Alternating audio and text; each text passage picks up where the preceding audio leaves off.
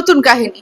ইকরা cigarette খায়, ইকরা বন্ধুদের সাথে আড্ডা দেয়, ইকরা এই করে, ইকরা সেই করে। ওমা, আলভি মনে হয় সারাদিন তসবি পড়ে।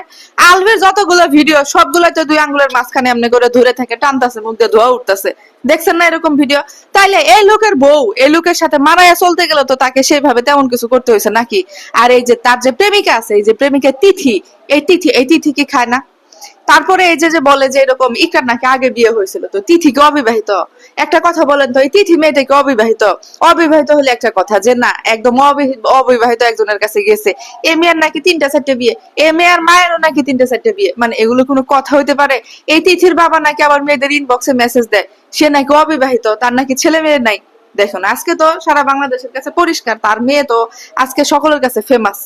সে যাই হোক, ইকরা এখন দুনিয়া ছেড়ে চলে গেছে, তাকে নিয়ে বাজে মন্তব্য করা একদমই উচিত না।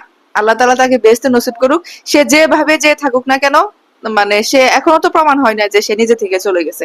তো তার জন্য দোয়া রইলো এটাই যে আল্লাহ তাআলা তাকে বেহেশতে নসিব করুক। আর আলভির সন্তানের মা সে, আলভির পরিবারকে বলবো, আলভি ভাইকে বলবো, আলভি ভাইয়ের মা এবং ভাইকে বলবো অন্তত সম্মান রেখে যেন কথা বলে, সম্মান রেখে যেন যে কোনো জিনিস শেয়ার করে।